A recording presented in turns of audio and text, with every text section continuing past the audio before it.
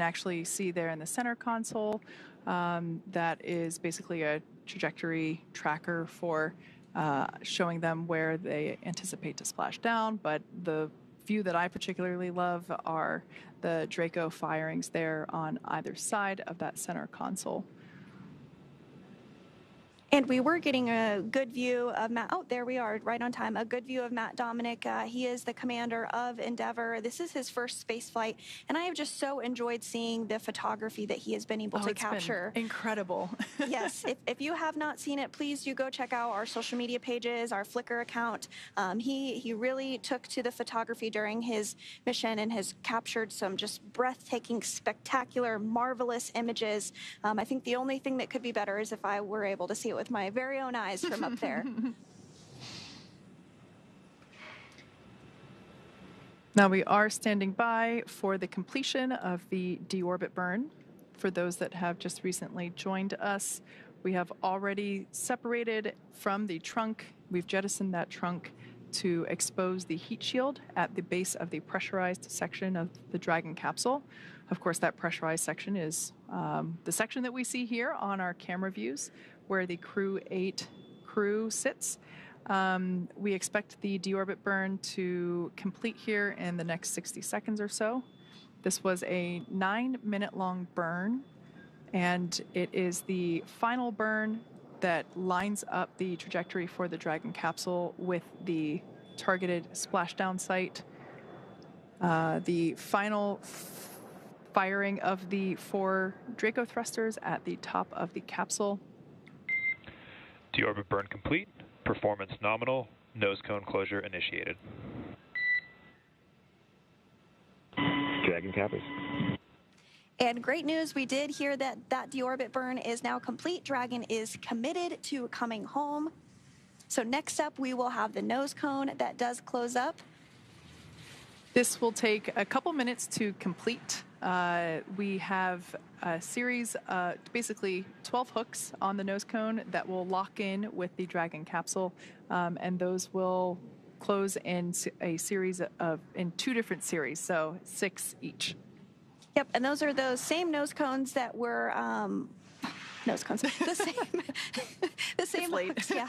The same hooks that were used yesterday to actually unhook from the International Space Station, and as it backed away, if you were tuning into our coverage for that.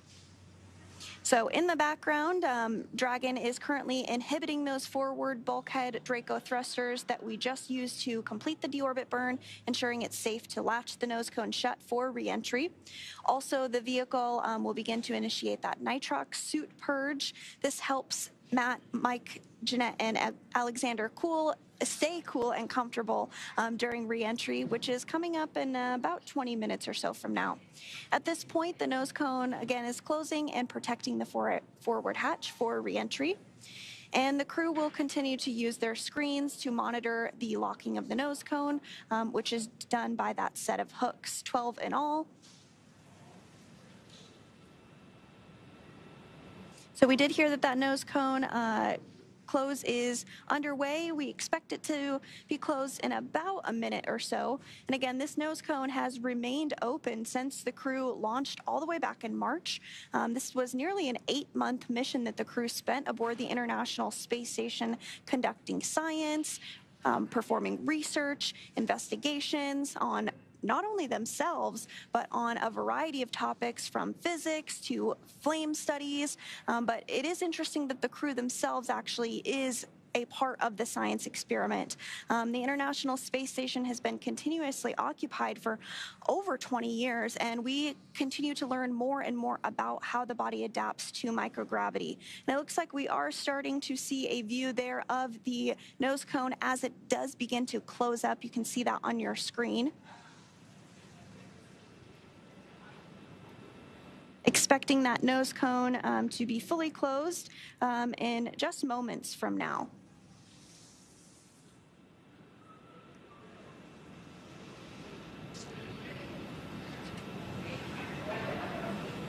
And we'll stand by for that nose cone to go ahead and be closed up. Again, we expect that call out here in just a few seconds from now. While this nose cone closure is underway, this is the final physical change that Dragon will undergo today. This, like we mentioned earlier, we jettisoned the trunk, and now we're closing the nose cone. And once that nose cone is closed, Dragon is basically in its final configuration and ready to begin its re-entry period through the Earth's atmosphere. As we mentioned earlier, that period is a period of time of a high dynamic loads or aerodynamic loads and heating. So the heat shield will be doing quite a bit of work during that time and helping to slow the capsule down significantly. In fact, right now they are still going at orbital velocity, and when they begin to re-enter the atmosphere is going to be pushing back on the capsule and helping to slow it down. And that energy turns into heat at the base of the heat shield, and that heat shield helps protect the crew and the capsule during that phase. By the time that the drogue parachutes deploy and help slow the capsule down even more, basically that re-entry period sees a deceleration from 17,500 miles per hour down to 350 miles per hour. So while the atmospheric re-entry is a we see the Dragon capsule come back with some, toasty marks on it. It's for good reason. It really actually helps do quite a bit of work to help slow the capsule down itself. So we are standing by actually I did just hear that we have confirmation that the nose cone is now closed. So nose cone closure is complete. And we basically move into the second half of entry. Dragon is now beginning to inject cooled nitrox into the air that is being delivered to the suits worn by Matthew, Michael, Jeanette, and Alexander. Again, this is what will allow the crew to remain comfortable while those external temperatures outside of Dragon reach 3,500 degrees Fahrenheit. With the heat shield pointing forward, it is basically leading Dragon to the landing site. So we've been talking a little bit about the heat shield. Dragon's primary heat shield is comprised of PICA 3.0, which stands for Phenolic Impregnated Carbon Ablator. First-gen PICA was actually initially developed by NASA for studying and sampling comets within our solar system. That's right, and SpaceX partnered with NASA to develop PICA-X, which was the second-gen product used on all Dragon 1 cargo resupply missions that successfully resupplied the International Space Station on 20 missions. PICA 3.0 was developed specifically for use on Dragon 2 crew and cargo with enhanced structural and thermal properties that optimized the heat shield and drove down cost and mass. The remainder of Dragon is composed primarily of a SpaceX proprietary ablative material. It's another class of thermal protection which is lighter weight versus PICA and protects the underlying composite structure during that reentry phase to ensure that the structural capabilities are maintained, and that also helps to make sure that our Dragon capsules are easily and rapidly reusable. And while Dragon will experience temperatures well over 3,000 degrees Fahrenheit during peak reentry conditions, the characteristics of the TPS, or thermal protection systems, coupled with the ECLIS environmental control and life support system in the pressurized interior, will ensure that Matt, Mike, Jeanette, and Alexander stay cool and comfortable during all phases of reentry through Splashdown. And again, we are now less than an hour away from Splashdown off the coast of Pensacola, Florida. Targeting that splashdown at 12:15 a.m. Pacific time. And we are now less than 20 minutes away from the start of that 7-minute blackout period, where we won't have communications with the crew due to that blackout period as the ionization builds up around the heat shield we just discussed. Now, after Dragon Endeavour has re-entered the Earth's atmosphere, we will deploy a series of parachutes to help slow the crew's descent. First will be the 2 drogue parachutes, followed by nose cone secured for entry. Dragon Capsule, great news. All right, great news there. Confirmation that all 12 hooks of the nose cone are in place and that nose cone is now secure and closed. So fast forwarding a little bit back to re-entry, and more specifically when we're deploying the parachutes, the first 2 parachutes that will come out are the 2 drogue chutes, and those will be followed by the 4 main parachutes that will help guide Dragon to its first contact with Earth since launching back in March 4th to be exact. Dragon will automatically deploy these parachutes when different pressure and positioning sensors on the spacecraft detect that they are at the right speed and altitude. Vehicle velocity at drogue deploy is approximately 350 miles per hour, and they deploy at about 18,000 feet. Vehicle velocity when the main chutes deploy is approximately 119 miles per hour, and they deploy at 6,500 feet. And then vehicle velocity at water splashdown is approximately 16 miles per hour. And the highest G load the crew will experience during reentry is approximately 3 to 5 Gs. So we are standing by for initiation of the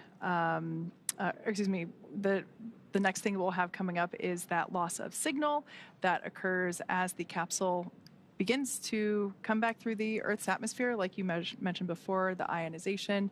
Right now, we actually have a view there of mission control here in Hawthorne. Those are the Dragon controllers sitting on console, monitoring Dragon's progress, as they have been all throughout the mission. We have Dragon controllers on console 24/7 while Dragon is on orbit. And this view here is actually a view from our recovery vessel Megan, a beautiful moonshot. Wow, that is super clear and very cool to see. Yeah, absolutely. The recovery team did deploy out to the vessel a short time ago, about an hour before splashdown, and some members do go a little sooner than that. It just depends on the role. But there's an entire team that helps to support the splashdown, and we'll talk through all those operations. You'll see a lot of the folks on camera this evening, but it looks like they are getting a beautiful view of the moon and soon to be a beautiful view of Crew-8 as they re-enter the Earth's atmosphere. Now, sometimes we do have a path in which Dragon re-enters over places that it can be seen. This one, unless you are in the southern tip of Mexico, it's not a great view for the coastal United States, but if you are in the southern tip of Mexico, you might have a chance of seeing it. Or if you're on a boat in the middle of the Gulf of Mexico, look up and see. It'll look like a very bright comet or shooting star streaking through the Earth's atmosphere as it re-enters. So this view, once again, coming to us from our recovery vessel Megan out in the Gulf. We will actually also have views of the capsule re-entering from this vessel as well, we hope. We also have, like Sandra mentioned, in terms of the trajectory, we have a tracker that we are utilizing to follow Dragon Endeavor's progress as it continues to work through its next steps. Once again, we have successfully jettisoned the trunk. We have completed the 9-minute deorbit burn. We have closed the nose cone, and we are now standing by for Dragon entry, as well as the loss of signal. That is a period of time in which the Dragon capsule is coming through at orbital velocity, coming through the Earth's atmosphere, and plasma begins to build up on the bottom of the heat shield, and basically it prevents us from communicating with the Dragon capsule or receiving communications from the Dragon capsule. So we call it a blackout period just because it's a brief period of time in which we are unable to hail the crew, but we anticipate that to begin at 12:25 a.m. Pacific time and apologies, I'm getting my numbers wrong here. That is actually the time in which we anticipate to acquire the signal. We anticipate to lose the signal at 12:15 a.m. Eastern Pacific time. Or 3:17 a.m. Eastern time. So all that being said, we're going to follow Dragon's progress, and we are going to stand by and take a moment to pause and listen to the nets as we await that moment of loss of signal. We will continue to monitor the nets and stand by and watch Dragon's progress.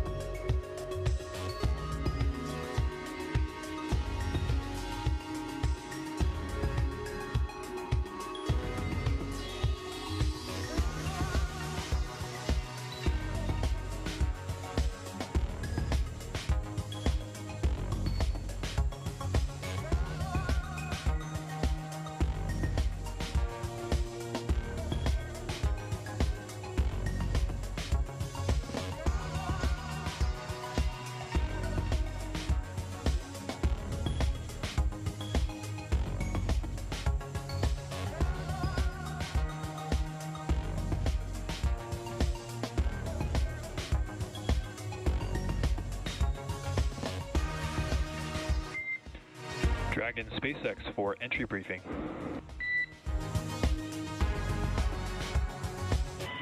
Dragon's ready. All right, Endeavour, good to report that there are no deltas to the timeline. The team right now is tracking no issues on Dragon, and our landing site weather still looking beautiful with a wind speed of 3 knots, a wave height of half a foot, and a wave period of 6 seconds. How copy? That is tremendous, tremendous news. We're going to go visors down, our sights have secured, and our restraints are tightened. Copy that. Dragon crew entry preparations are complete.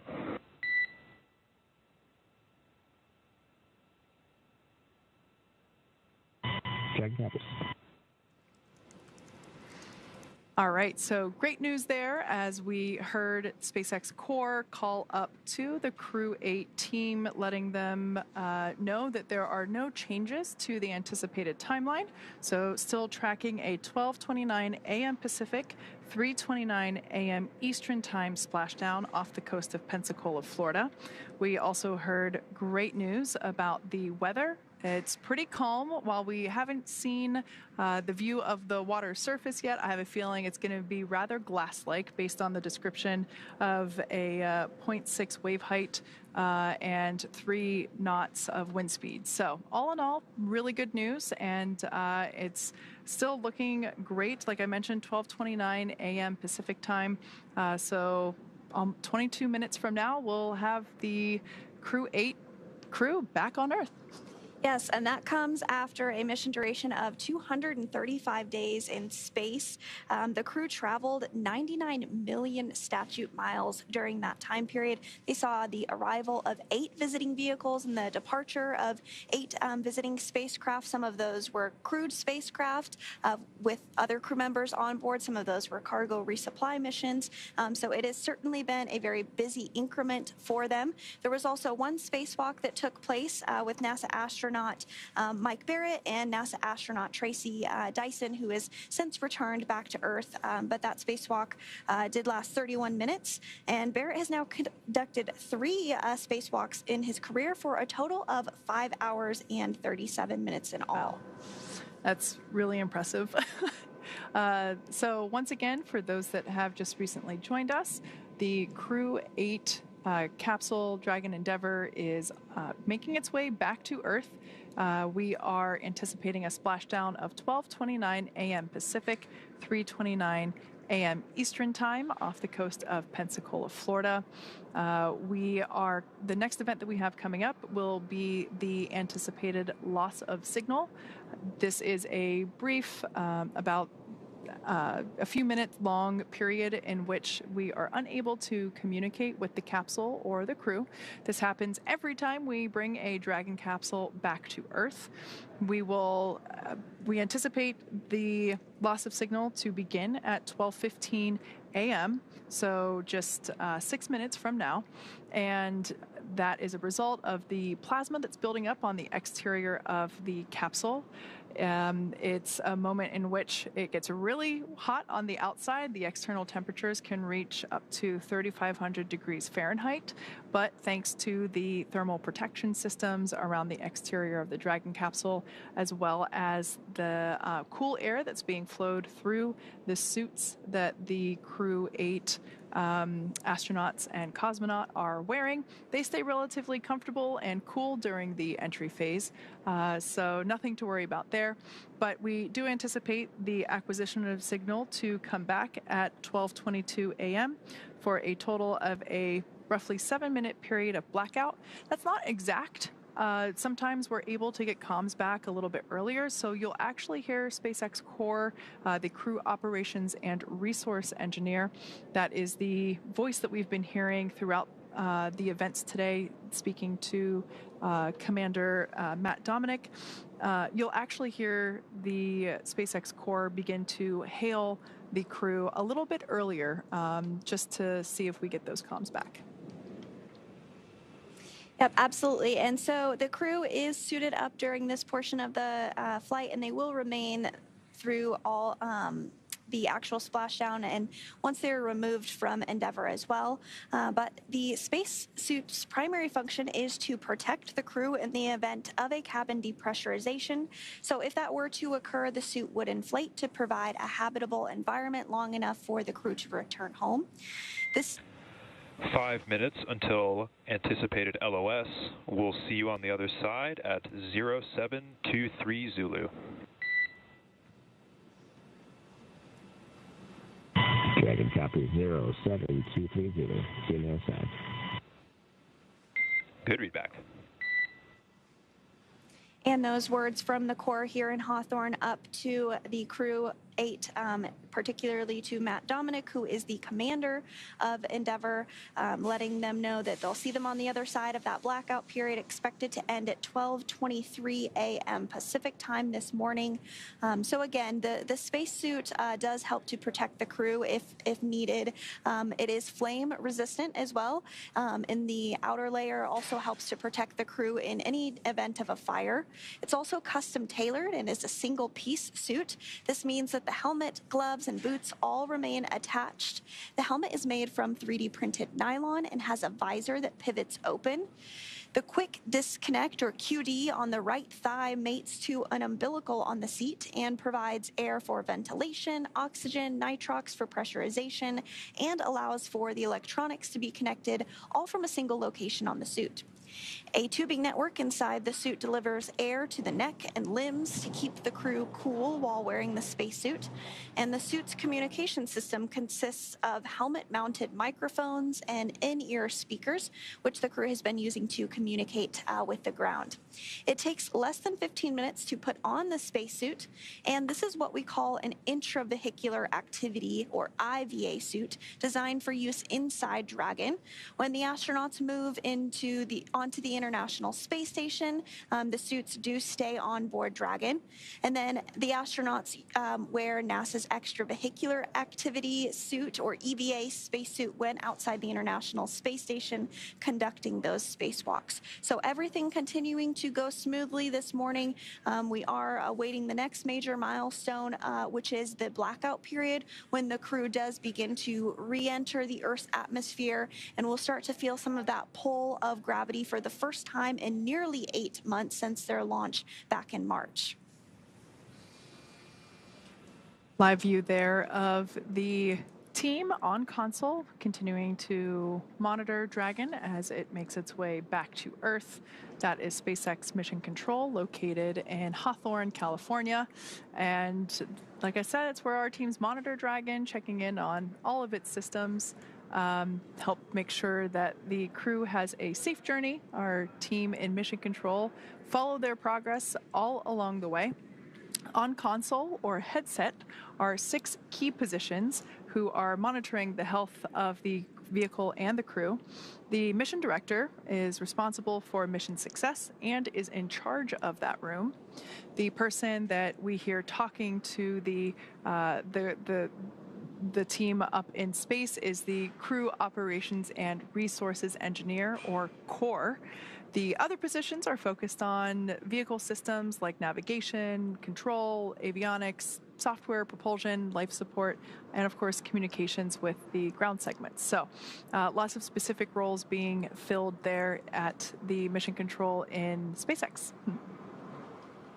Yes, absolutely. And I am hearing that Dragon has slewed to the final entry attitude and is beginning that entry interface period. So we'll stand by as this blackout period begins, and then of course, we'll catch the crew with those comms on the other side of it. So in addition to Mission Control Hawthorne, there is Mission Control Houston, a very familiar place for me, which is staffed 24 hours a day, 7 days a week. There you do see a shot of Mission Control Houston on your screen. Team members here are trained in a variety of disciplines and monitor all of the space station systems.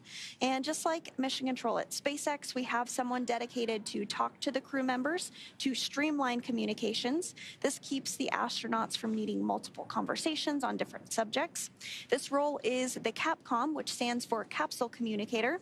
However, this person isn't actually talking with the spacecraft. That's SpaceX's core.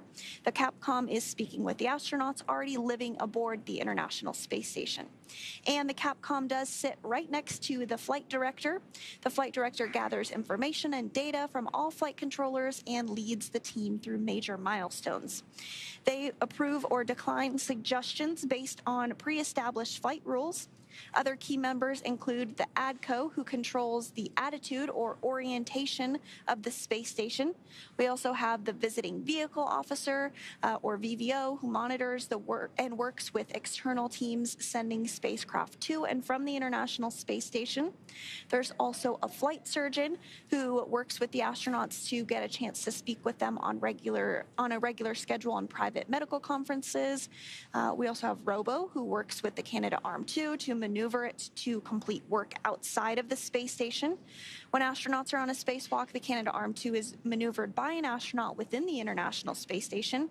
And there are many other positions and team members who monitor the station's solar arrays, the astronauts' schedules, and even where every single piece of equipment and cargo is stored. So it takes a tough and competent team to make a mission successful. And we now are in entry interface and do have that loss of signal with the crew. Again, this is expected as they make their way through the Earth's atmosphere. It will last just a few minutes, and then we'll begin to hear the ground call up to the crew for a comm check. Sometimes that comes a little sooner than expected, sometimes a little later. It just depends. But we do expect to regain communications with the crew once we are out of this entry interface period. Right now, the crew on board Dragon Endeavour, of course, our team of Crew-8, the 3 NASA astronauts and 1 Roscosmo cosmonaut, they are themselves monitoring the entry phase. They are following along with the touchscreen on the inside of the pressurized section, that touchscreen monitor that they continue to follow progress with. Earlier, we saw it as the 4 forward thrusters were firing during the deorbit burn. So now they continue to monitor that. They are adjusting their cameras in preparation for drogue shoot deploy. They are also continuing to monitor velocity and basically keep tabs on how things are progressing. Like we mentioned, the period of loss of communication, which is what we are now in, we anticipate that to end, also known as AOS, or acquisition of signal. We expect that to occur at 12:23 a.m. Pacific time, 3:23 a.m. Eastern time. We might hear SpaceX Core begin to hail the crew a little bit before that. We also might hear our commander, Matt Dominic, also say hey before we even begin hailing them. So this period of blackout varies from mission to mission. It's not super precise, so we will attempt to regain those communications at the earliest reasonable opportunity, but this is totally expected. This is what happens every time we bring a Dragon capsule back through to Earth. The temperatures can reach upward of 3,500 degrees Fahrenheit. This is why we see, once the Dragon splashes down, we see that the exterior, which was a nice pristine white at liftoff, and while it was on orbit, becomes more like a toasted marshmallow after it comes back. We see that thermal protection system having done its job in protecting the structure of the capsule as well as the astronauts inside. So for those that have recently joined us, we are in the expected blackout period. We anticipate this to end at 12:23 a.m. Pacific. The team there on your screen, located at SpaceX Mission Control here in Hawthorne, California, as well as the team in Houston at Johnson Space Center, continue to monitor. Like I said before, the Crew-8 team is also monitoring using their systems as well. Prior to this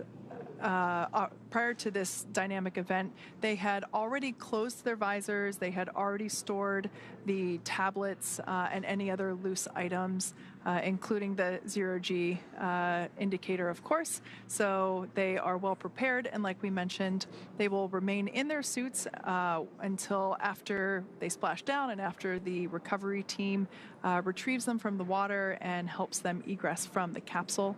Once again, we are anticipating a splashdown off the coast of Florida near Pensacola, so in the on the Gulf side of Florida. Our recovery vessel Megan is standing by, waiting for the Crew-8 cohort to return. The recovery team, actually, there's our first view of Dragon Endeavour making its streaking appearance across the sky. This view comes to us from the recovery vessel, Megan, as I mentioned earlier. And we actually do have a very special guest, Shaniqua Vereen, a public affairs officer at the Johnson Space Center. She's on the boat right now. Shaniqua, can you hear us okay? And let us know what you are seeing right now as we watch Crew-8 streak through the atmosphere about to splash down. Let us know what you're seeing. Yes, Sandra. Hi. I hope you guys can hear me loud and clear. I am on a recovery vessel, Megan, as you stated. We are getting our first views here on the ship as well. I'm with NASA photographer who is seeing the navigation lights as well as the streaking across the sky. It's a pretty exciting time right now on the recovery vessel. All personnel that's not on the FAST are up at the front of the hull of the ship, just watching it as it comes in. Again, the Megan is stationed about 3 miles, about 1.5 nautical miles away from the splashdown zone, and we're looking to have the crew splash down in just about, 6 minutes, 5-6 minutes, and so we're catching all the views until the parachutes deploy and they splash down in the ocean. That is so excellent, Shaniqua. I am jealous of the view. I mean, it's beautiful on our screen, but I can't even imagine what it looks like in person. So soak that in, enjoy that moment. We are expecting to regain communications from the crew in about a minute or so. We might start to hear some of those calls out from the ground or from Matt Dominic, the commander of Crew Dragon Endeavour, as they come out of this blackout period. But again, we're continuing to get great views of Crew-8 as they are re-entering the Earth's atmosphere. Again, standing by to regain those communications, expecting that in about a minute or so. Dragon, SpaceX, comm check. Loud and clear, Alice. We have you the same. Great news there. Communication blackout period over. We heard the voice of Commander Matthew Dominic. Now coming up at 12:25 a.m. Eastern, or excuse me, Pacific, 3:25 a.m. Eastern, we will deploy the drogue parachutes. Now, frame of reference, prior to the period, coming through the Earth's atmosphere. Dragon is on GPS. Expect automated chute deployment at nominal altitude. Dragon copies. All right, just a call out there letting the crew know how Dragon is calculating the when and how to release the parachute. So the drogue chutes are going to come out first. There are 2 of them. This occurs around when the capsule is going about 350 miles per hour or so, roughly about there. Those will deploy, and then about a minute or 2 later, the main parachutes, about a minute later, the main parachutes will deploy, and that at that point in time, the capsule will be going about 120 or so miles per hour. So those drogue parachutes do quite a bit of work as well to help stabilize and slow the Dragon capsule down. So standing by now for deployment of the drogue parachutes. Brace for drogue window. Dragon bracing.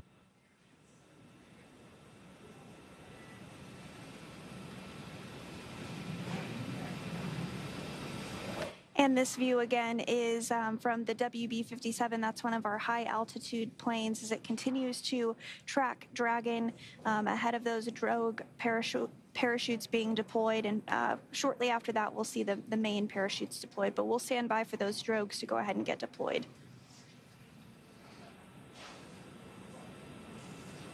We are hearing that Dragon has good pitch and yaw stability, so everything continuing to go really smoothly, targeting that splashdown at 12:29 a.m.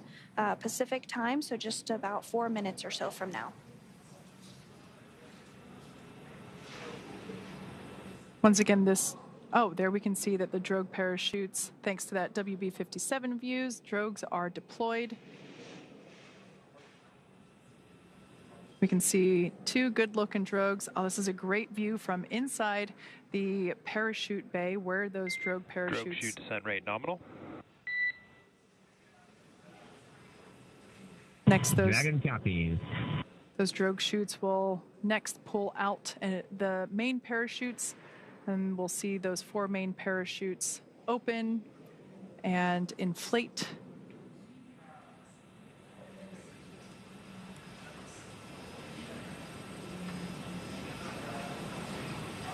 Once again, Dragon is, we can see deployment there of the 4 main parachutes. Dragon is doing this autonomously, releasing each set of parachutes. We can now see those 4 main parachutes begin to inflate.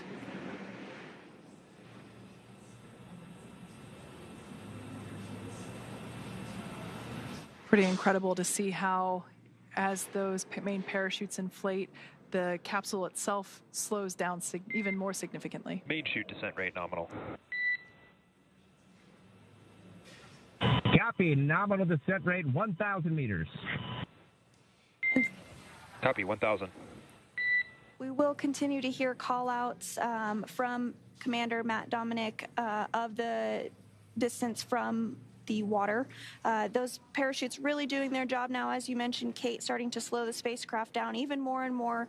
By the time the crew actually does splash down in the water, they'll be going about 15, 16 miles per hour. So those parachutes really taking on that air to slow down the spacecraft. 800 meters. Copy, 800. Like you said, Commander, Matt Dominic will continue to report altitude every 200 meters. So we just heard the 800-meter call out.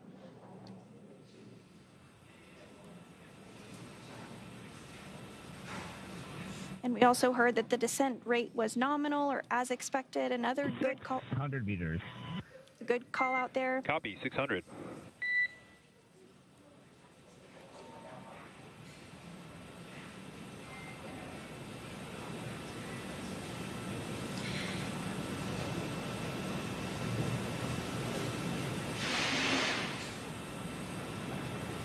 Continuing to get great views from the WB-57 as Crew-8 is nearing splashdown.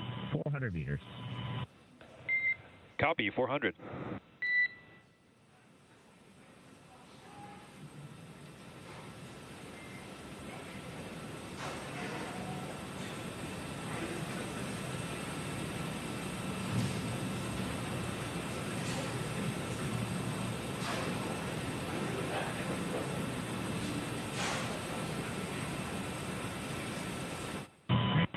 Meters, bracing.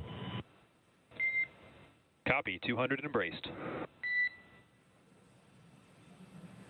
At this point in time, the seats in Dragon have rotated a little bit to help provide a more comfortable and safer bodily orientation for the crew members as they come closer to splashdown.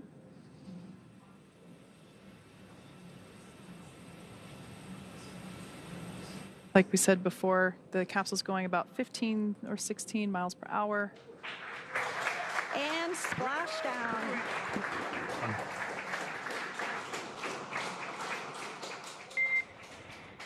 And Endeavour, we see the same. On behalf of SpaceX, welcome home. And as you can see on your screen, we do have visual confirmation. NASA 16, what an incredible hot ride.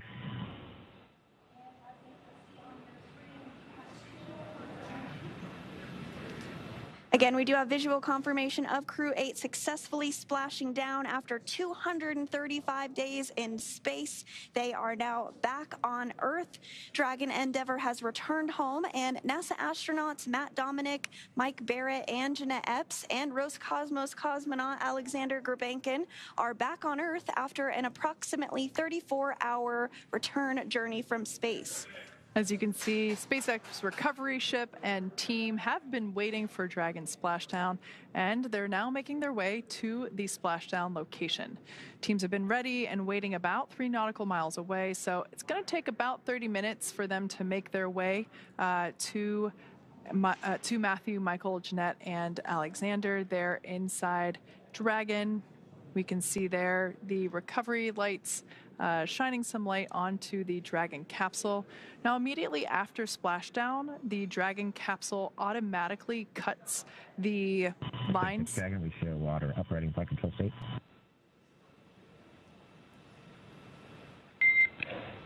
SpaceX copies, we see the same. So that was just Commander Matt Dominic reporting the orientation in which Dragon is now in, which we see there on your screen.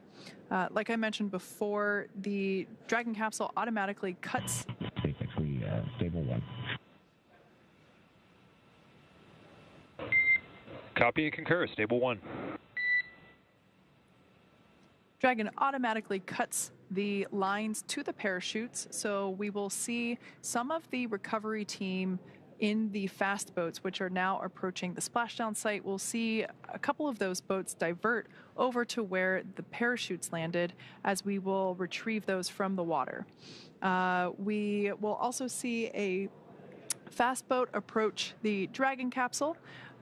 That team is responsible for making sure that there are no remaining hypergolic residue on the capsule after it has spent significant time in space. Those hypergolic propellants are what are used to maneuver Dragon on orbit, and they are toxic to people here on Earth. And so we want to make sure that the recovery team is safe, so we'll see that fast boat approach and perform initial safety checks to make sure there are no hypergolic residuals there on the exterior of the capsule.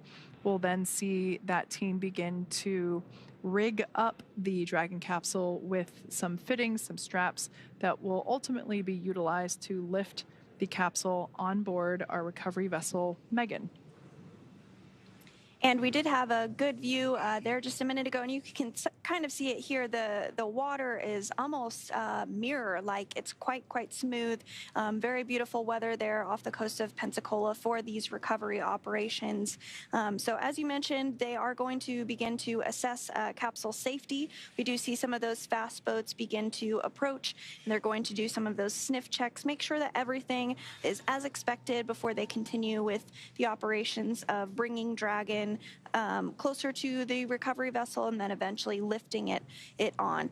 So we are now eagerly awaiting the recovery of our Dragon spacecraft with NASA astronauts Matt Dominic, Mike Barrett, and Jeanette Epps, as well as Roscosmos cosmonaut Alexander Gurbenkin inside. So Dragon has already autonomously completed several steps to safe itself following splashdown, and we are continuing to see those views of the fast boats. They do have the go to approach. So for those of you just joining us, the mission has gone smoothly so far. Dragon successfully splashed down off the coast of Pensacola at 12:29 a.m. Pacific, 3:39 a.m. Eastern this morning. Dragon, SpaceX is go for recovery personnel to approach. Expect personnel alongside in approximately 1 minute. Dragon, you guys are fast. I always love that call out because, you know, it is not common to have people on the outside of your spaceship. So I love that we just give the team a heads up that they should expect people to begin climbing around their Dragon capsule. Now, approximately 34 hours ago, Dragon autonomously undocked from the International Space Station, completed a series of departure burns, jettisoned its trunk section, and then, as we saw just a little bit ago, performed its final burn, the Deorbit burn, which placed the Dragon capsule on a trajectory toward Pensacola, Florida. Dragon successfully re-entered the Earth's atmosphere, followed by deployment of its parachutes to slow the spacecraft down to a gentle splashdown. So we're now going to follow along with the final part of Matthew, Michael, Jeanette, and Alexander's journey as Dragon is prepared to be lifted out of the water and placed on the recovery boat. And you might have heard a call out a couple of minutes ago for something called Stable 1. There's a couple of different configurations that Dragon can land in. Stable 1 is the configuration that we are hoping for. So this means it's in the ocean and upright as expected, as you see on your screen as the lights do shine on it. So those fast boats continuing to approach and get closer. These will be the first human beings that Crew-8 has seen outside of their spacecraft since they were being strapped in ahead of launch by the closeout team at the Kennedy Space Center in Florida. So upon detection of landing, Dragon automatically did release the main parachutes to prevent wind from pulling the spacecraft. And then Dragon automatically safed its pyrotechnics still present on the spacecraft and automatically performed additional minor system reconfigurations if needed. So the astronauts will remain seated and in their spacesuits at this point, but the onboard air conditioning keeps things temperature regulated inside the spacecraft so they can be comfortable, and the communication systems on board remain powered so the crew can continue to communicate, and we'll likely hear some of those calls back and forth from the ground to the crew inside Endeavour. Yeah, you mentioned the automatic cutting of those parachute lines. We often talk about how Dragon is autonomous and how it does things itself, but the crew is always there monitoring and ensuring that things are going as planned. So actually, one of the first actions that they have upon splashdown is to listen for the cutting of those lines. And so if for some reason we confirm that the parachutes were unable to be released, the crew inside has the ability to do that manually. So just because they splash down doesn't mean their job is over. Now, in this view here, we can see some of the recovery team there in the fast boats that got that go to approach. We have 2 fast boats in the recovery fleet, which you see there, that have moved rather quickly to that splashdown point. They are being followed by one of the main recovery vessels, which will move into position upwind of the spacecraft. We put it upwind just in case there are any residual hypergolic elements there on the exterior of the capsule. So putting the larger recovery vessel upwind before having the confirmation that there are no residuals. Key safety check there. The 2 fast boats have very specific roles. Their first view of our second fast boat. The first one is focused on immediate safety inspection of the spacecraft integrity and checking for any presence of those hypergolic propellant vapors. And this helps ensure that it's safe for the recovery vessel to approach Dragon as well as the rest of the recovery team. Once Dragon... Hypergol sweeps and unfired ordnance checks are nominal. Rigging is in progress. Approximately 25 minutes until capsule lift. Standby for PMC with the ship flight surgeon and Hawthorne flight surgeon. Dragon. All right, great news there. So we got confirmation that those safety checks are complete. So we'll now see the recovery team begin to place the required straps and harnesses around, as you can see there, around the Dragon capsule. We also heard confirmation that the words that were used were unfired ordnance. Those are those pyrotechnics that are utilized to fire the parachutes at the appropriate time, so confirmation that those have been saved. And we also heard PMC, that stands for Private Medical Conference, and that is an opportunity to speak with the flight surgeon and to give a rundown on how the crew is feeling. As we mentioned earlier, we have 3 spaceflight rookies, although they're not rookies anymore now that they're back on Earth, and 1 veteran, so Michael Barrett, this is he has now completed 4 space flights. So it's a good opportunity even for everyone to check in with the surgeon and let them know how they're feeling. And of course, that is private. Now, we did get that all clear for full approach. So like I said, that you can see that the team beginning to rig up the spacecraft for the recovery by the recovery ship. That second fast boat, which we see coming in and out of screen, is responsible for parachute recovery and also serves as a redundant boat to the first fast boat. We'll also get to see a team member on a jet ski helping to gather up those parachutes that are now detached. And it will take a little over 10 minutes for the recovery crew to complete their safety checks.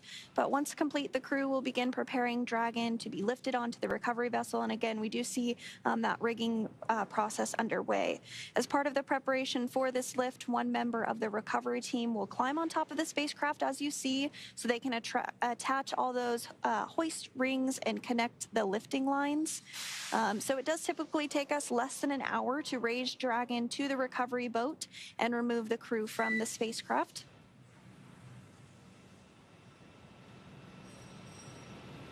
And after medical checkouts, once on board, the crew will return to land within 4 hours by helicopter. Dragon to ground is now public. Copy, Dragon, copy. So after they return to land by helicopter, the crew will fly by plane back to Houston, where they will be reunited with their friends and their family, and then complete their post-flight period. And so again, we were getting some great views of Crew-8 after they splashed down. We'll probably get some more great views here momentarily. But everything went very, very smooth this morning. The crew did splash down off the coast of Florida at 12:29 a.m. Pacific time this morning, following their undocking from the International Space Station yesterday. They did have a 34-hour time period in which they were returning back to Earth, now back home safe and sound after 235 days in space, 3 of whom it was their very first time in space. And so this is a view of Mission Control here in Hawthorne, California. The core was the main individual that has been speaking with the crew following their undocking from the International Space Station yesterday. We'll continue to hear some of those calls back and forth from the core, the crew operations resource engineer here at Hawthorne. Particularly to Matt Dominic. He is the commander of Crew Dragon Endeavour, so he is the main astronaut that will speak with the core. And it looks like we are getting our first view there on the recovery vessel Megan. That circular object that you see in the center of your screen there, that is actually what we call the Dragon's Nest. That is where the Endeavour spacecraft will be lifted up and placed into. That's why we had to do that rigging ahead of this operation. We had to make sure that all of the harnesses were properly installed in order to hoist Dragon up into the Dragon's Nest. Now, you mentioned communicating with the crew. We actually have a team member on board the Dragon, or excuse me, on board Megan, the recovery vessel that you see there. Shaniqua Vereen, we heard from her a little bit earlier during the just before splashdown. I can't wait to hear how the actual splashdown was. Shaniqua, can you fill us in on what it was to experience that? Yes. Can you hear me? We can hear you loud and clear. All right. I actually repositioned myself from the front of the boat to the back of the boat so I can see the Dragon's Nest and actually have eyes right now on Dragon Endeavour. Everything as far as splashdown was perfect. It was nominal. We could see the bright dragon in the sky coming back to Earth, and it was pretty extraordinary from my point of view. It's entered the atmosphere. We then heard 2 sonic booms, and then pretty soon after we saw some navigational lights, red and then green, and then we saw some parachutes deploy here on the Megan. We then tracked Dragon as it slowly propelled down into the ocean. From here, you guys have been following along a little bit more. I had some better views, I think, of you guys. We tracked the Endeavour down, and we actually saw the parachutes from the fast boat being dragged a little bit here as they were clearing out the area for us to be able to recover Dragon. Again, you guys went over it a little bit, but after we got all clear, the fast boats went in to make sure that there was no hypergolic leaks, that propellant leaks, and then we're right now inching closer and closer to the vessel as we see I don't know if you guys have views right now, but as we're inching closer, we're backing the Megan closer to the Dragon Endeavor where it sits right now in the ocean. Yeah, The Shaniqua, recovery force. Sorry, go ahead. I think we have a very similar view currently as you. We are also looking off the aft end of the recovery vessel. We see a couple crew members there next to the Dragon's Nest, and we can also see the Dragon capsule. So I have a feeling that you're standing pretty close to the camera we got views from. Yes, absolutely. And Shaniqua, you know, we have all been tracking this weather pretty closely throughout the return journey for Crew-8. From my perspective, those seas look like glass. Can you tell us about the landing conditions from your perspective? Yes, so we had optimal conditions to actually bring Dragon home today and splash down off the Pensacola coast. The conditions have been more than favorable, I would say.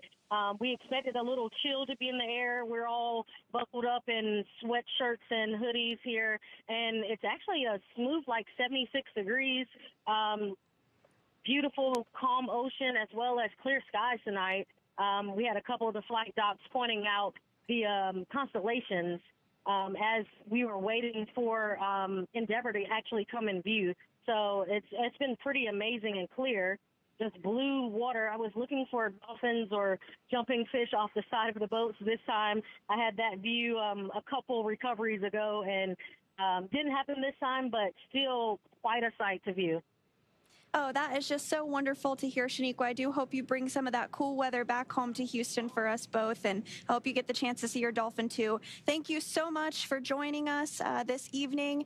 Best of luck to you with the rest of the recovery. We're going to continue to follow along and keep up those live views, but thank you again for joining us. That was Shaniqua Vereen, Public Affairs Officer at the Johnson Space Center in Houston. And so we are continuing to get these views of Endeavor as it gets closer and closer to the Megan recovery vessel. We're continuing to see some of those lights from the recovery personnel around the spacecraft, as well as some folks near the nest that will help with the actual lifting up process of bringing Dragon on board the Megan.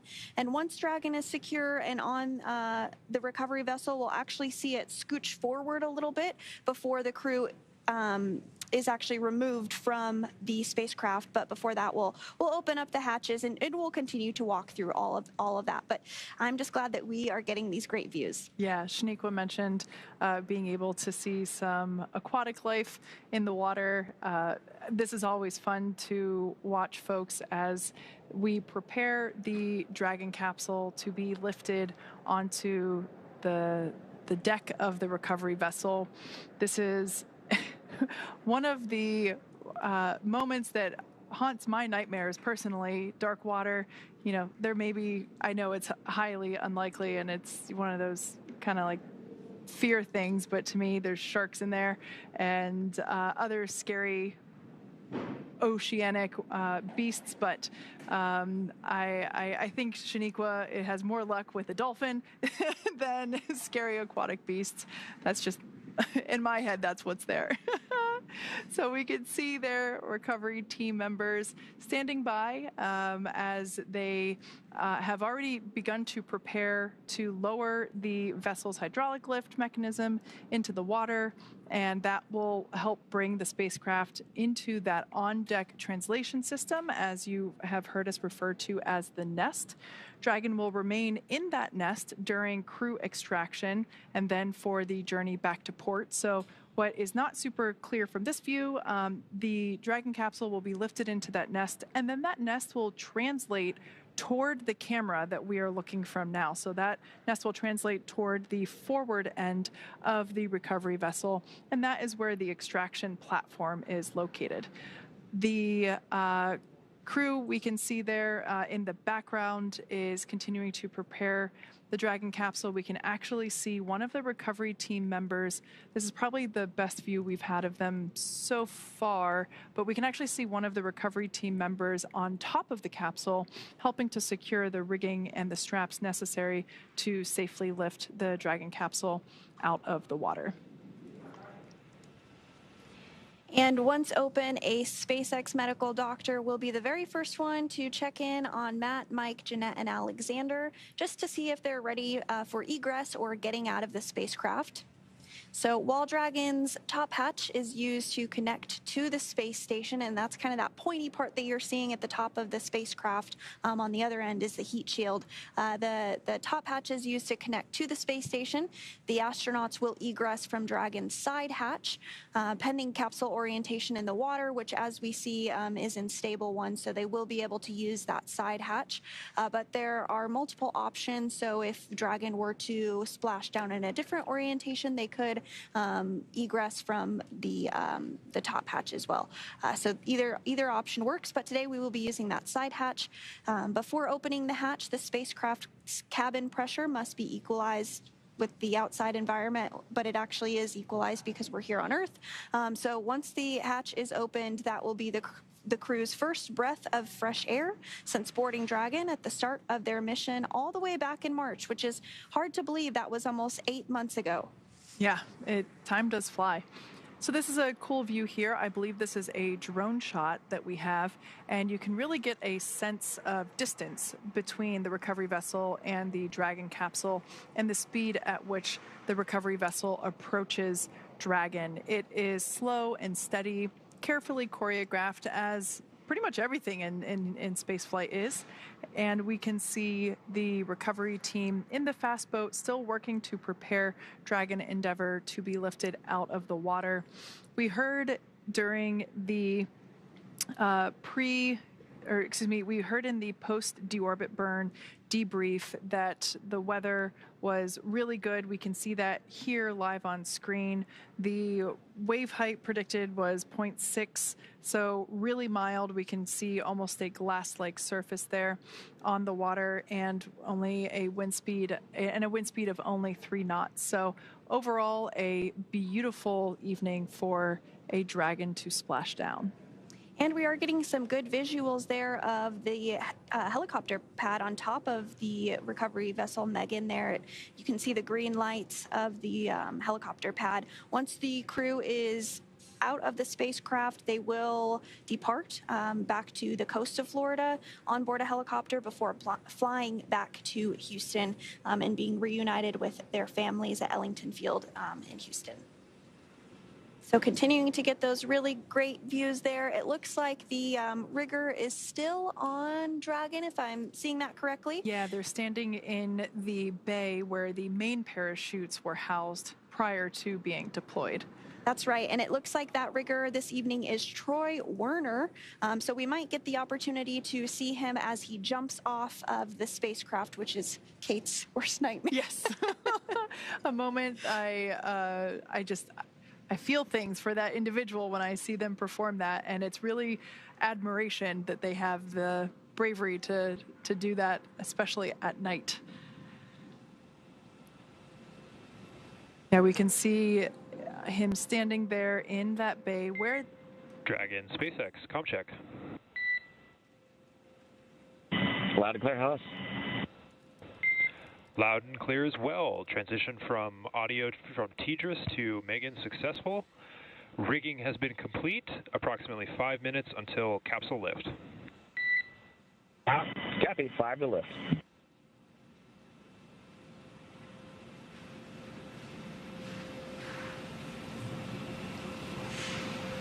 Great news there, just giving the crew an anticipated timeline for the remainder of the recovery preparations. That lift sequence will happen quite quickly, so be sure to not turn away. The Dragon capsule will be lifted up and out of the water using those hydraulic arms, or that lift that you can see there at the end of the recovery vessel on the left-hand side of your screen. It'll then be placed in the Dragon's nest, which will then be translated toward the forward end of the vessel.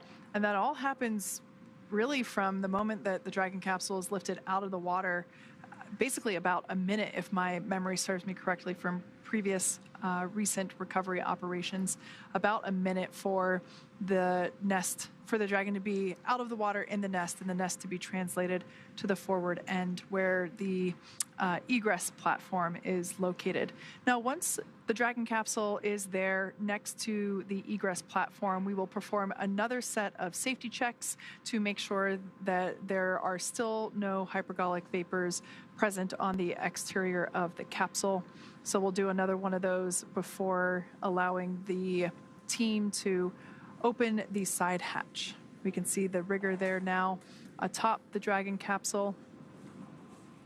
I wonder if they have the opportunity to kind of put their hand down there and wave. That is the side of the capsule where, oh, there they go, into the water. Dragon, brace for capsule lift. Dragon.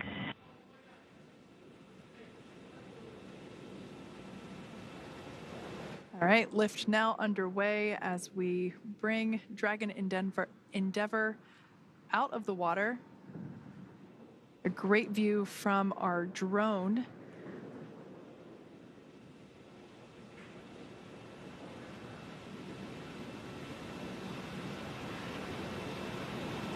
We can see the capsule now making its way toward the Dragon's Nest, and there's a good view of that egress platform, so you get a better sense of how far that translation is.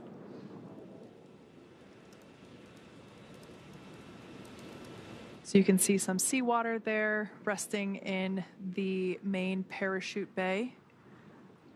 Once the Dragon is translated forward, we will see the team rinse off the capsule using fresh water to help arrest any corrosion that may be underway due to the presence of that salt water. Salt obviously being corrosive to metallics, and we want to prevent that as our Dragon capsules are reused. And we are really starting to see kind of that toasted marshmallow effect because of re-entering into the Earth's atmosphere there. And then we did see a view of the side hatch. We'll continue to see that come into more view, especially as the Dragon is translated a little bit closer. Dragon, welcome aboard the recovery vessel Megan. Recovery personnel are completing their final checks. Stand by for translation to the egress platform. Dragon copies. And so Crew-8 is now aboard the recovery vessel Megan after splashing down off the coast of Pensacola at 12:29 a.m. Pacific time this morning. The recovery vessel Megan is actually named after NASA astronaut Megan McArthur, who was selected as an astronaut in 2000. She flew on Space Shuttle STS-125, which was the final space shuttle mission to the Hubble Space Telescope.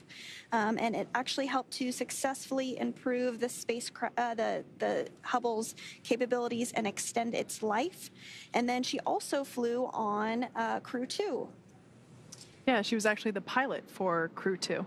So we have two recovery vessels, one supporting Gulf operations, one supporting Atlantic operations, and this one is, as you just mentioned, named after Megan, and the other one is named after Shannon. So we've actually named these two recovery vessels after the first two women to fly on Dragon, on our Crew Dragon missions. Yep, that is exactly right. And we are getting a visual there of recovery personnel working to plug up the Draco sections. Of course, those are no longer needed now that the crew is safely back on Earth. So they're working to plug those up as we continue our recovery operations this evening. These drone views are pretty awesome. I particularly love how it's able to angle around the recovery vessel and provide a more holistic snapshot of the teamwork involved in recovering Dragon capsules. So with some camera views, we can see a couple individuals awaiting or doing certain preparations, and I love how we can kind of see more of the cohesive unit working together with these drone shots. We can see each individual performing their specific task. And this, of course, is something that the recovery team trains for extensively, both for daylight and nighttime operations. So this is something that each individual is well trained, well prepared for. And we can see now that the Dragon capsule is safely in the nest, like Sandra mentioned. We're going to be plugging up the Draco thruster outlets to help ensure that there are no hypergolic vapors that escape. We'll also perform another safety check, excuse me, to make sure it is safe for crew members to make a close approach. And we can see the team members removing some of the straps and the rigging that was necessary for capsule lift, but now unnecessary. And we will remove those to help clear the way to open the side hatch. A great view there of that side hatch. Once again, this side hatch has remained closed since the Crew-8 mission lifted off in March, early March of this year. They docked with the space station and egressed and ingressed from this capsule using the forward hatch, which is the hatch at the top of the capsule located below that nose cone. So the side hatch was never used while it was in space. So this will be the first time that that side hatch will be reopened since liftoff. And this will be the first breath of fresh air that the crew will have since lifting off, like you said, almost 8 months ago. Yeah, that liftoff did take place on Sunday, March 3rd, and Crew-8 docked the following day on March 5th. Now, Crew-8 actually docked to the Harmony forward port, but throughout their mission, they did complete a port relocation, which is essentially moving the spacecraft from one port to another. And we are getting a really great view of Dragon as it is translated closer ahead of those recovery operations and opening up the hatch. Really spectacular view to see that. Now, one thing I want to mention before we see the crew egress, it is important to note that Matthew, Michael, Jeanette, and Alexander will be getting assistance as they exit or egress from the capsule. They will be getting assistance from... Stand by for side hatch opening and egress. Dragon.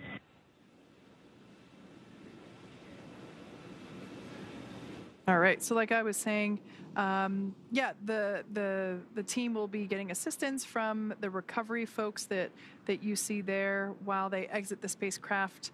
This is the same process for any returning long-duration crew members, as returning to a gravity environment can, wreak havoc with our vestibular system, and which is responsible for maintaining balance and motion. So safety, of course, is our #1 priority with this operation. So you'll see the crew members helped out of the spacecraft by one by one and assisted with the few feet to the medical quarters on board the boat. So nominal procedure is to open the hatch, do a quick thumbs up check with the crew inside, help them egress one by one, and they will then go into the medical quarters directly after egress to have their first in-person medical conference with the flight surgeons on board. So that will happen for all 4 crew members.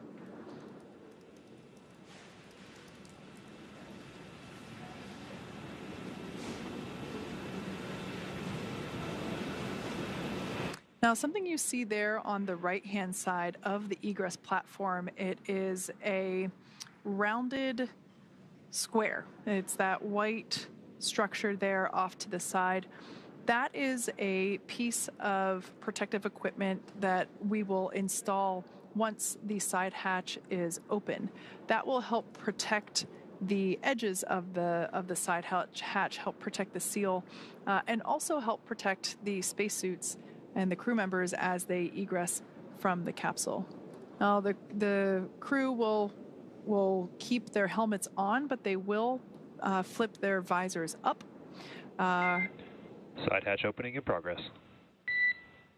Dragon. All right, so we got the all clear from those safety checks, and we can see now that the crew has untorqued the side hatch. We see that being lifted.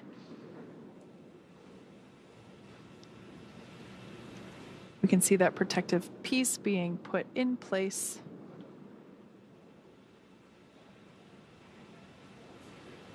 Once again, nominal procedure is for each crew member to be assisted as they egress from the capsule. And we'll also see those footrests be removed as well once we get a little further in this procedure, once they get that protective cover installed. That just helps give a little more room as they help to bring the crew members out. Yeah. As you can see, even folks that haven't spent 8 months in space need assistance getting out of the capsule. Yes, and again, you will see the crew be assisted out of the spacecraft and have some folks around them. This is common for all of our landings, as well as for the Soyuz. If you've ever watched one of our broadcasts on that, we do assist the crew as they come out of any spacecraft following their space flight. We can see the onboard photographer getting some snapshots. I have a feeling there may have been 4 thumbs up there inside the capsule at one point. Or maybe there will be now. This is also a great view. We can really see the details in the thermal protection system and that evidence of reentry. So as we mentioned before, the exterior of the capsule at liftoff and while the capsule was on orbit was a nice white, and we can now see that discoloration reflecting the patterns of heat that the capsule experienced during re-entry. As we mentioned, the exterior temperatures can reach up to 3,500 degrees Fahrenheit as that plasma builds up. So I always love seeing how the Dragon capsules change identity essentially as they come back and kind of have their own unique fingerprint or TPS print, if you will, thermal protection system. And we were talking about the other recovery vessel, Megan, and it turns out that Shannon Walker is actually on the recovery vessel as well, helping to assist with this, as well as NASA astronaut Eric Bowe. So that's awesome. And she's the astronaut that the other vessel is named after. Yep.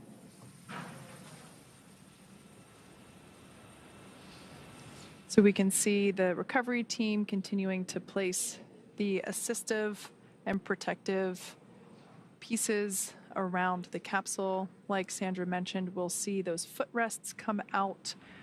That helps provide a little bit more moving space for the team to assist the astronauts as they egress.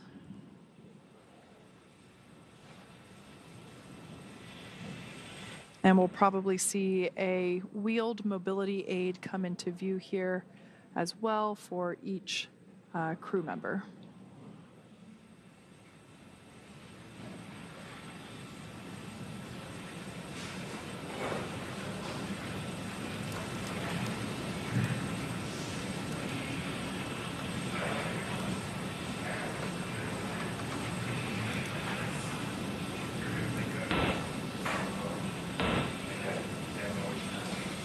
So if you are just joining us this evening, Crew-8 has splashed down off the coast of Pensacola, Florida at 12:29 a.m., ending their 235 days in space. They have been successfully recovered from the water and hoisted up onto the recovery vessel Megan, and they are now working to get removed from the side hatch there that you see on your screen, which is now open. We have recovery personnel that are partially inside the capsule now, just doing a quick check-in with the crew before their extraction. Again, you do start to see some of that recovery equipment being wheeled off to the side there. That is completely normal and expected.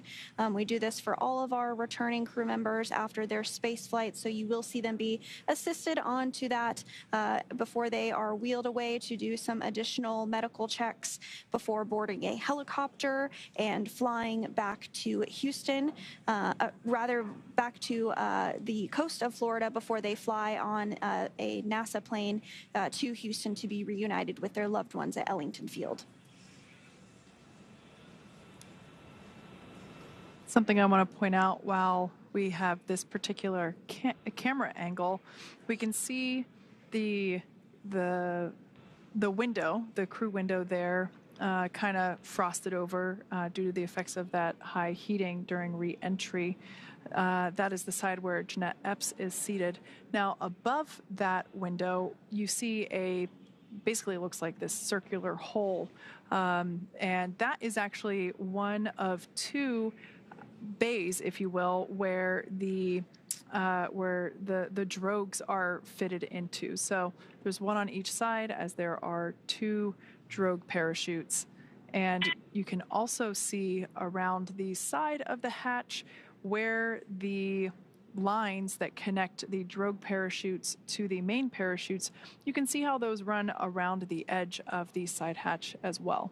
So kind of a cool view to show some of the re-entry systems, or excuse me, the re-entry and splashdown systems used for our astronaut return. And it looks like we are starting to see the first crew member be extracted. I'm not sure if that will be Commander Matt Dominic or Mike Barrett, but it is typically one of those middle seats because they're easiest to reach.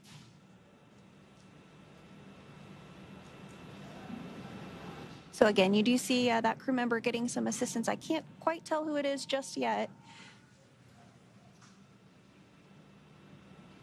I can only imagine what it feels like to have to stand up after spending nearly 8 months in space and having to stand up for the first time with Earth's gravity. And that is NASA astronaut Matt Dominic, who is now out of the spacecraft. His very first space flight. Looks like we're getting some handshakes there. High fives all around.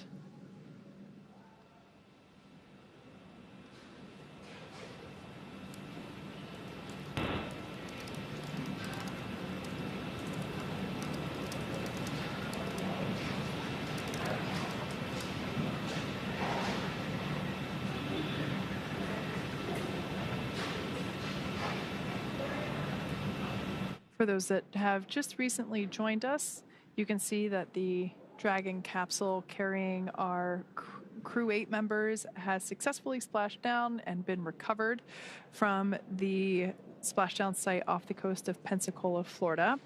We have just seen the egress or exit of Commander Matt Dominic, who was seated in one of the two center seats. We can see, so we're standing by for the egress of the other three crew members. And on your screen there, some of the recovery team and NASA folks there assisting with the egress. As we mentioned, we, just standard protocol, we always help individuals coming back from long duration spaceflight. We always help them, give them some assistance back to the medical base. So I can only imagine that it feels like 100 elephants standing on your shoulders as you have to stand up. This particular mission was in space for 235 days, 232 of them on station. And this ended up being the longest duration mission that Crew Dragon has ever performed. So kind of a cool first there. And the longest U.S. spacecraft flight ever, whether that was through the shuttle program, Apollo, Mercury, Gemini. So that's a fun fact. And so it looks like they're working now to extract the next crew member. So we'll stand by to see who it is, but I do expect that it would be NASA astronaut Mike Barrett. But we'll confirm that just momentarily.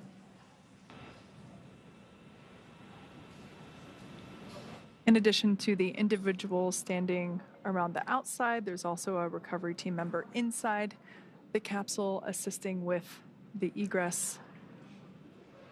And that is NASA astronaut Mike Barrett. This is he is the veteran on this space flight. The other three flyers on board Crew-8 were all rookies.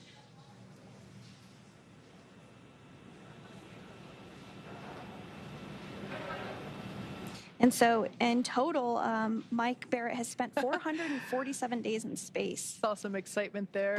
Yes.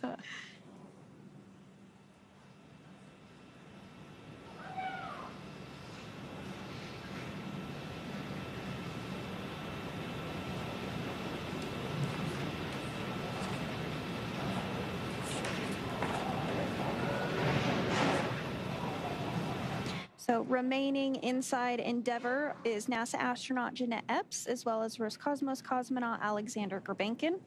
So we'll see who comes out next. You do see those footrests as they are removed from the spacecraft to give a little more space for recovery personnel to assist the crew members out. I think it looks like we might be getting Jeanette Epps next.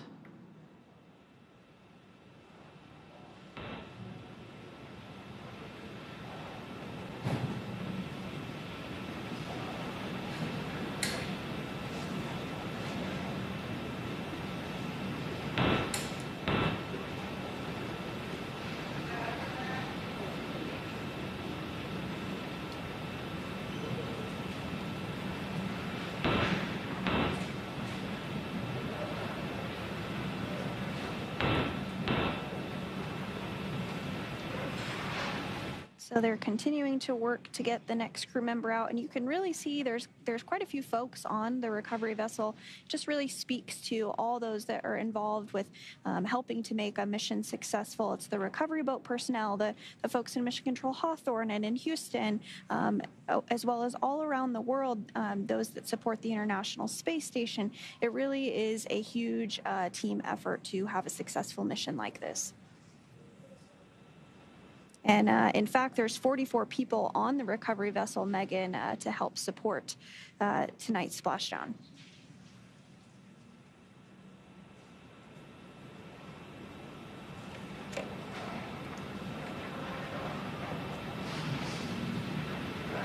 Once again, we're standing by for the egress of our final 2 crew members. Yeah, it looks like NASA astronaut Jeanette Epps will be the next one to exit.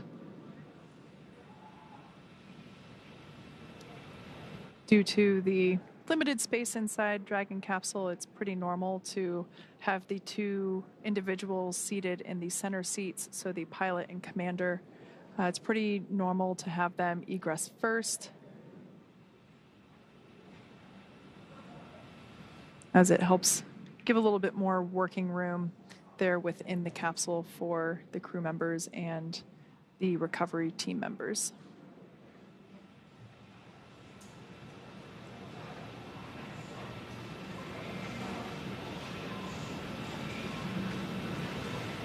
And I do believe that is NASA astronaut Jeanette Epps who is next out.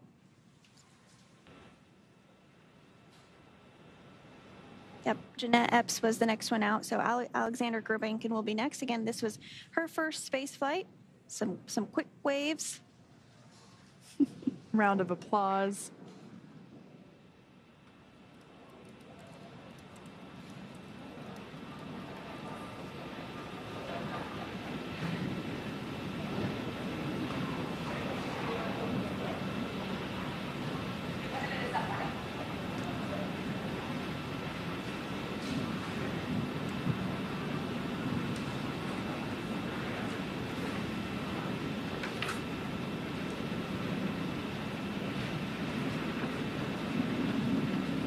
And we are starting to see Alexander Gurbankin be extracted from the spacecraft as well.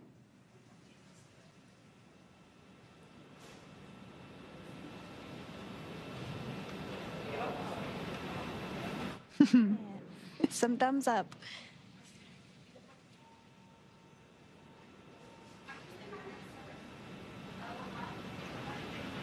And we now have all 4 crew members outside of Crew Dragon Endeavour following their 235 days in space. Some cheers and excitement for Crew-8. That's great to see. Checking to make sure they didn't leave anybody inside. No aliens as stowaways inside Dragon Endeavour. Well, now that Matt, Mike, Jeanette, and Alexander are safely back home on Earth and getting checked out by the NASA medical team, we're going to wrap up our live coverage of their return. Now, this all kicked off on March 4th, 2024 from historic Launch Pad 39A at the Kennedy Space Center in Florida. After a successful liftoff and separation from Falcon 9, Matt, Mike, Jeanette, and Alexander made a 29-hour flight on board Dragon to the International Space Station. Since arriving at the space station, they spent nearly 8 months as members of Expedition 71 and 72, where they executed science experiments, spacewalk, and repairs while aboard the orbiting laboratory. Their journey home began about 34 hours ago on October 23rd when they closed the hatch to Dragon and undocked from the space station at 2:05 p.m. Pacific time. After 4 successful departure burns and a phasing burn to line up their orbit, Matthew, Michael, Jeanette, and Alexander rested for a few hours before waking up to prepare for re-entry this morning. We jettisoned Dragon's trunk and performed our final on-orbit maneuver, the approximately 9-minute-long deorbit burn, and that occurred at 11:39 p.m. Pacific, 2:39 a.m. Eastern Time, and that sent Dragon on its path home. The spacecraft re-entered the Earth's atmosphere and slowed its descent with successful deployments of 2 drogue parachutes and 4 mains, with the final splashdown occurring off the coast of Pensacola, Florida, on time at 12:29 a.m. Pacific, 3:29 a.m. Eastern. Following that successful splashdown, we saw SpaceX recovery experts move in quickly and prepare Dragon Endeavour for its lift into the recovery vessel. And just a little less than an hour following splashdown, we saw Matthew, Michael, Jeanette, and Alexander make their way out of Dragon and into the recovery ship's medical facilities safe and sound. Next up, they'll catch a helicopter flight back to shore where they'll transfer to aircraft that will take them home. The astronauts will take a NASA plane for the short flight back to Houston, and then they'll be reunited with their friends and family, bringing an end to this mission. It has been an honor and a privilege, the greatest privilege of my life, to get to share their journey with all of you as we continue this new era in human spaceflight. Return today marks the end of the direct handover that we executed after successfully launching the Crew-9 mission to the space station on September 28th. Now, thank you, as always, for joining us for tonight's coverage of the splashdown of Crew-8. Remember to follow SpaceX on X and NASA online and on social media for updates for the very latest on crew and cargo flights to and from the International Space Station. And we'll continue to share the progress of Matt, Mike, Jeanette, and Alexander on social media as they travel back home. We also do have our post-splashdown media telecon coming up at 2 a.m. Pacific, 5 a.m. Eastern Time this morning, where leadership will share a final update as we conclude this successful mission. So from all of us at NASA and SpaceX, it has been great to support this mission. Welcome home, Crew-8. So long.